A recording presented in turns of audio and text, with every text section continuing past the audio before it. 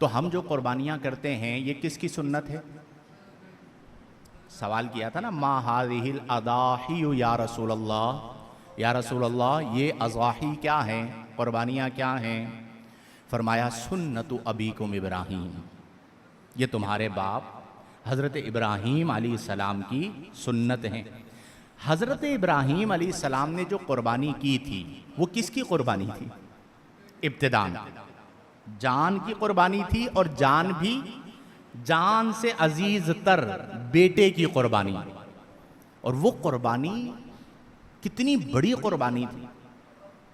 آپ قرآن پڑھیے، حضرت ابراہیم علیہ السلام کی جو پوری زندگی ہے نا اس میں آزمائشیں، کبھی نار نمرود کا معاملہ ہے، کبھی بے آب و گیاہ وادی مکہ المکرمہ آپ نے دیکھا ہے، حکم ہوا کہ اپنی زوجہ اور اپنے بیٹے کو چھوڑ کر چلے جاؤ۔ اب جہاں پر نہ پانی ہو نہ کھانا ہو، وہاں پر بیوی بچے کو چھوڑ کر جانا یہ کوئی چھوٹی آزمائش ہے؟ ہم تو شہر میں چھوڑ کر نہیں جاتے، اگر چھوڑ کے جانے کی بات ہو تو ہم کہتے ہیں بھائی یہ ویرانہ شہر ہے یا ویرانہ علاقہ ہے تو ہم کس طرح چھوڑ کر جائیں۔ حضرت ابراہیم علیہ السلام وہاں پر بھی آزمائش پر پورا اترے کہ آپ اپنی زوجہ محترمہ کو اور اپنے بیٹے کو مکہ المکرمہ میں چھوڑ کر چلے گئے، اور قربان جائیں اللہ والوں کی آزمائشیں، کن کی؟ اللہ والوں کی آزمائشیں بعد والوں کے لیے رحمت بنتی ہیں، کہ حضرت اسماعیل علیہ السلام نے ایڑھیاں رگڑی تو اللہ نے قیامت تک لوگوں کو آب زمزم عطا کر دیا، اور جو آب زمزم کو پینے کا مزہ ہے الیاس بھائی وہ کسی اور پانی کے اندر ہے؟ بندہ پیتا رہتا ہے، پیٹ بھر کر پینے کا حکم دیا گیا، اس کا لطف ہی اپنا ہے۔ تو انہوں نے ایڑیاں رگڑی، اللہ نے آب زمزم عطا کر دیا، اس آزمائش میں کامیاب ہو گئے۔ اس کے بعد حضرت اسماعیل علیہ السلام بڑے ہوئے۔ اب بچہ بڑا ہو رہا ہوتا ہے نا، پیدا ہوا تو بچے سے کتنا پیار۔ اچھا بچہ بھی کون سا؟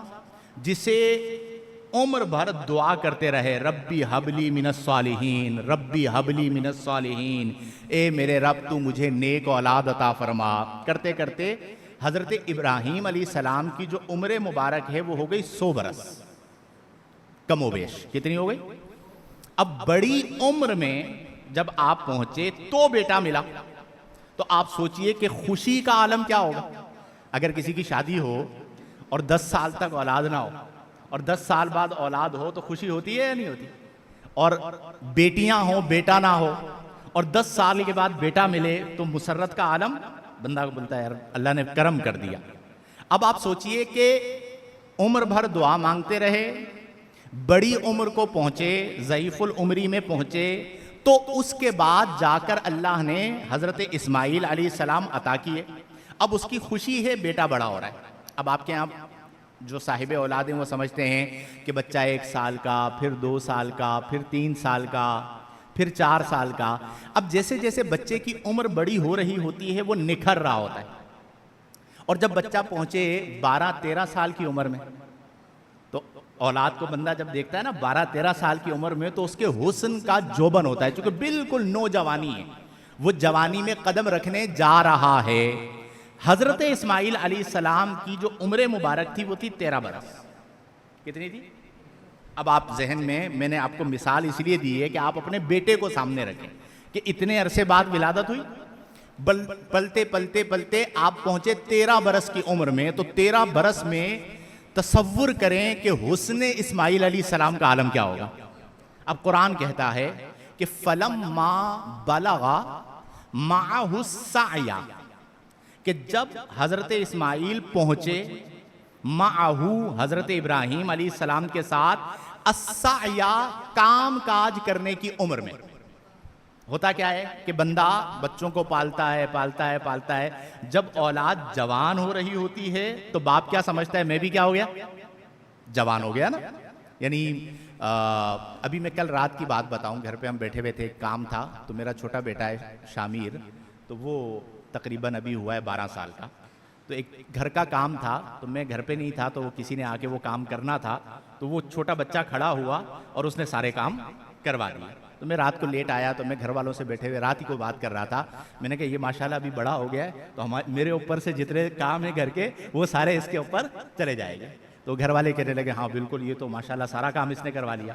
اب میں آپ کو ایک مثال دے رہا ہوں جسٹ ریسنٹ کہ وہ ایک کام اس نے کل کروایا تو رات کو میری بڑی خوشی کی بات تھی کہ میں نہیں بھی تھا اور گھر کا کام ہو گیا. تو یہ مسرت کی بات ہے. اب عمر کتنی 12 سال 2-4 سال کے اندر جوان. اب آپ تصور ذہن میں لائیے کہ حضرت اسماعیل علیہ السلام 13 سال تو سعیا کام کاج کی عمر میں حضرت اسماعیل علیہ السلام پہنچے.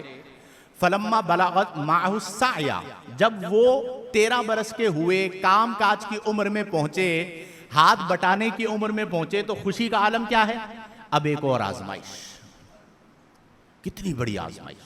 قرآن کہتا ہے اللہ نے فرمایا قالا یا بنیا. حضرت ابراہیم علیہ السلام نے اپنے بیٹے سے فرمایا کہ اے میرے پیارے بیٹے انی ارا فی المنامی. 3 راتوں سے آپ مسلسل خواب دیکھ رہے تھے. فرمایا انی ارا فی المنامی انی اذبحک فانظر ماذا ترى. خوبصورت انداز. فرمایا اے میرے پیارے بیٹے فی المنام خواب میں نے یہ دیکھا ہے کہ میں آپ کو ذبح کر رہا ہوں. اب آپ ایک لمحے کے لیے باپ اور بیٹے کا یہ مکالمہ تصور میں لائیں. یہ کہنا اپنے بیٹے کو کہ بیٹے میں آپ کو ذبح کر رہا ہوں. ایک تو یہ بیان کیا اس کے بعد پھر بیٹے سے رائے لینا کہ اب آپ بتاؤ کہ فانظر ماذا ترى. اے بیٹے اب یہ بتاؤ کہ آپ کی رائے کیا ہے. دونوں نبی ہیں. نبی کا خواب وحی ہوتا ہے حجت ہوتا ہے. یہ مکالمہ ہو رہا ہے.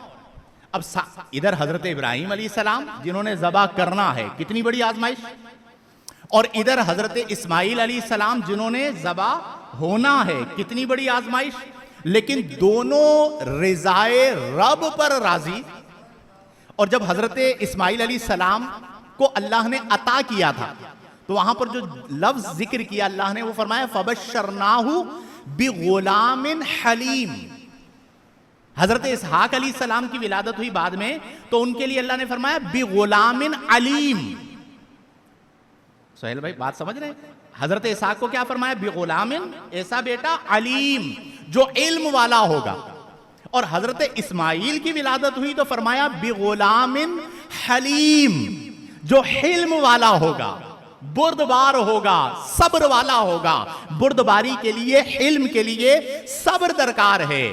تو اللہ نے فرمایا کہ ہم نے انہیں بشارت عطا فرمائی بغلام ایک ایسے بیٹے کی حلیم جو صبر والا بردباری والا علم والا ہوگا. اب حضرت اسماعیل سے جب پوچھا کہ فانظر ماذا ترى. اے اسماعیل یہ بتاؤ. حضرت ابراہیم نے پوچھا کہ آپ کی رائے کیا ہے. تو قربان جائیے حضرت اسماعیل علیہ السلام عرض کرتے ہیں قال یا ابتی یا ابتی افعل ما تؤمر. حضرت اسماعیل قربان ہونے کے لیے کہہ رہے ہیں کہ اے میرے پیارے والد محترم افعل آپ وہ کیجئے ما تؤمر جس کا آپ کو حکم دیا گیا. راضی ہو گئے قربانی دینے کے لیے. اب جان قربان کرنا کوئی چھوٹی بات تو نہیں ہے نا. سب سے زیادہ بندے کو عزیز جان ہوتی ہے.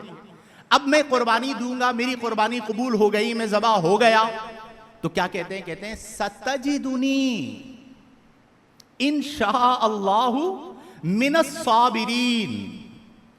عرض کرتے ہیں والد محترم افعل ما تؤمر آپ کو جس چیز کا حکم دیا گیا ہے آپ وہ کیجئے. ستجدنی انشاء اللہ من الصابرین اگر اللہ نے چاہا. کس نے چاہا؟ انشاءاللہ. حضرت اسماعیل کہہ رہے ہیں انشاءاللہ اگر اللہ نے چاہا.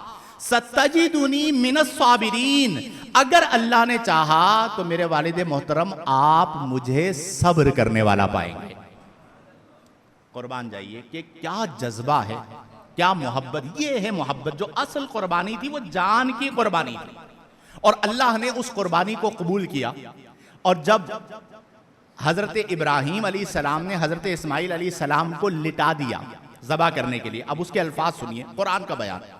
فرمایا فلما اسلما، تسنیہ کا صیغہ ہے، حضرت ابراہیم اور حضرت اسماعیل علیہ السلام۔ اسلام کا معنی کیا ہوتا ہے؟ سونپنا، سپرد کر دینا، مان لینا، تسلیم کر لینا۔ تو فرمایا فلما اسلما، جب دونوں نے تسلیم کر لیا، کس بات کو؟ کہ حضرت ابراہیم نے تسلیم کیا میں نے قربان کرنا ہے، حضرت اسماعیل علیہ السلام نے تسلیم کر لیا کہ میں نے قربان ہونا ہے۔ اب لٹایا تو قرآن کیا کہتا ہے؟ فرمایا وَتَلَّهُ لِلْجَبِينِ، حضرت ابراہیم نے علیہ السلام حضرت اسماعیل علیہ السلام کو لٹایا۔ کیسے لٹایا؟ فرمایا تَلَّهُ لِلْجَبِينِ، پیشانی کے بل لٹایا۔ اب پیشانی کے بل کیوں لٹایا؟ مفسرین کہتے ہیں کہ اس وجہ سے کہ حضرت ابراہیم باپ تو تھے نا، تو کہیں ایسا نہ ہو کہ میری نظر چہرے پر پڑے اور میں اس آزمائش میں ڈگمگا جاؤں، بشری تقاضا تھا، تو انہیں پیشانی کے بل لٹایا اور چھری رکھی اور اس چھری کو چلایا۔ تو قرآن یہ کہتا ہے کہ اللہ نے فرمایا وَنَادَيْنَاهُ، ہم نے ندا دی۔ اللہ فرماتا ہے وَنَادَيْنَاهُ، ہم نے ندا دی، اَيَّا ابراہیم، اے ابراہیم، قد صدقت الرؤیا، بے شک تم نے اپنی آزمائش اور خواب کو سچ کر دکھایا۔ اِنَّا كَذَلِكَ نَجْزِي الْمُحْسِنِينَ، اسی طرح ہم نیکی کرنے والوں کو جزا عطا فرماتے ہیں۔ اور حضرت جبریل امین علیہ السلام جنتی مینڈھا لے کر آ گئے اور حضرت اسماعیل علیہ السلام کو ہٹا دیا اور حضرت اسماعیل کی جگہ پر جنتی مینڈھا قربان ہو گیا۔ یہ تھی اصل قربانی۔ اب آپ سوچئے کہ ایک طرف وہ قربانی اور ایک طرف ہماری قربانی۔ اب یہ اللہ کو اتنی پسند آئی کہ قرآن میں اللہ نے فرمایا کہ وَتَرَكْنَا عَلَيْهِ فِي الْآخِرِينَ، کہ ہم نے اس قربانی کو چھوڑ دیا، یعنی جاری کر دیا بعد والوں میں، آخرین میں، یعنی اب قیامت تک ہر سال لوگ حضرت ابراہیم علیہ السلام کی قربانی کو یاد کریں گے، اس کی یاد کو تازہ کریں گے، کیونکہ ان کی قربانی اللہ کو اتنی پسند آئی۔ اب ایک طرف اصل قربانی کو رکھیے اور ایک طرف جو ہم نقل قربانی کرتے ہیں اسے رکھیے۔ انہوں نے بیٹے کی گردن پر چھری رکھ دی، کس کے لیے؟ ذرا اونچی آواز سے بولیے، کس کی گردن پر؟ بیٹا بڑی عمر میں ملا، عمر کیا تھی بیٹے کی؟ 13 برس، چھری رکھ دی، کس کے لیے؟ انہوں نے بیٹے کی گردن پر چھری رکھی۔ ہم اپنے جانور کی گردن پر چھری تو رکھتے ہیں، لیکن اللہ کے لیے یا لوگوں کے لیے؟ آج ریاکاری کتنی بڑھ گئی ہے، دکھاوا کتنا بڑھ گیا ہے۔ اکڑ کے چل رہے ہوں گے، یہ 7 جانور میں لے کر آیا ہوں، ٹھیک ہے؟ ان سے پوچھا جائے یہ بتاؤ کہ تم یہ جو 7 جانور 70 لاکھ روپے کے فور ایگزامپل لے کر آئے، یہ 70 لاکھ روپے آئے کہاں سے؟ حلال سے آئے یا حرام سے آئے؟ سورس آف انکم کیا ہے؟ اتنا جو مال بنا لیا یہ کیسے بنا لیا ہے بتاؤ تو صحیح۔ کہیں ایسا تو نہیں ہے کہ حرام سے قربانی پیش کر رہے ہو، مردود ہو جائے گی۔ دکھاوا بہت آ گیا، ریاکاری بہت آ گئی۔ میں پچھلے بار بھی عرض کر رہا تھا، مجھے ایک آپ ہی میں سے ایک نمازی ہیں، وہ پچھلے جمعے میرے پاس آئے تو انہوں نے کہا مفتی صاحب ایسے حالات ہو گئے کہ اب تو بچوں کی ضد پر، حالانکہ قربانی واجب نہیں ہے لیکن بچے کہہ رہے ہیں ہمارا بھی جانور ہونا چاہیے، تو چھوٹا بکرا لے کر آئیں تو شرم آتی ہے، محلے کے لوگ کہتے ہیں یہ کیا اٹھا کے لے آئے۔ یعنی اتنا ہم نے اس عبادت کو دکھاوا بنا دیا ہے کہ کئی جگہوں پر تو آپ یقین کیجئے کہ قربانی یوں ہو رہی ہے، ایسے ہو رہی ہے کہ مطلب میں آپ کو کیا عرض کروں، صرف اس لیے ہو رہی ہے کہ لوگوں کو دکھا۔ بچوں کی تربیت ہم کب کریں گے؟ آپ یقین کیجئے میرے گھر پہ قربانی کے جانور آتے ہیں نا، تو ہم بلدیہ میں رہتے تھے، پھر بلدیہ ہم نے چھوڑ دیا، کسی اور علاقے میں چلے گئے۔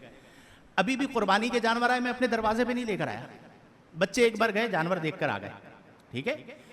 قربانی کے جانور ذبح بلدیہ میں ہی، ٹھیک ہے؟ کن کے دروازوں پر ہوں گے؟ جو غربا ہیں انہی کے دروازے پہ ہوں گے الحمدللہ، اور وہیں پر گوشت تقسیم ہوگا۔ بچوں کو اب بچے ضد تو کرتے ہیں کہ بھئی ہمارے دروازے پہ بھی 2-4 جانور بندھے ہوئے ہونے چاہیے، ہم اپنے جانوروں کو دیکھیں۔ ہم نے اپنے بچوں کی تربیت کرنی ہے، اگر ہم بھی اپنے بچوں کی تربیت نہیں کریں گے تو معاشرے میں بہتری کیسے آئی ہے؟ ہم اپنے بچوں کی خوشی کے لیے، خواہش کے لیے ریاکاری اور دکھاوے میں مبتلا ہو جائیں تو میں یہ نہیں کہتا کہ سب ریاکاری کر رہے ہیں، لیکن کہیں نہ کہیں فساد آتا ہے۔ دکھانے کے لیے ہم عمل کرتے ہیں، غربا کا حق ہے، آپ کریں تو اللہ کی رضا کے لیے کریں۔ یہ یاد رکھیں کہ کوئی بھی عبادت، حتیٰ کہ نماز، خلوص کے بغیر قبول نہیں۔ کس کے لیے پڑھنی ہے؟ اللہ کے لیے۔ قربانی کس کے لیے کرنی ہے؟ قربانی کا معنی کیا ہے؟ اللہ کے قرب کا سبب، اللہ کے قریب ہونا۔ اب آپ اللہ کے قریب ہوں گے کب؟ جب آپ کی نیت خالص ہوگی کہ مولا میں نے یہ جانور تیری رضا کے لیے قربان کیا ہے، اسی لیے تو اسے شاعر اللہ کہا گیا۔ تو آج ہمیں اس بات کو پیش نظر رکھنا ہے میرے پیارے دوستو کہ ہم جو قربانی کر رہے ہیں وہ حضرت ابراہیم علیہ السلام کی قربانی کے مطابق ہو، موافق ہو، اور اس کی بنیاد کیا ہے؟ ریا نہ ہو، دکھاوا نہ ہو، بلکہ اس کے اندر خلوص ہو، اخلاص ہو کہ مولا میں صرف تیری رضا کے لیے یہ عمل سر انجام دے رہا ہوں۔ تو ایک تو یہ چیز ملحوظ نگاہ رکھی جائے۔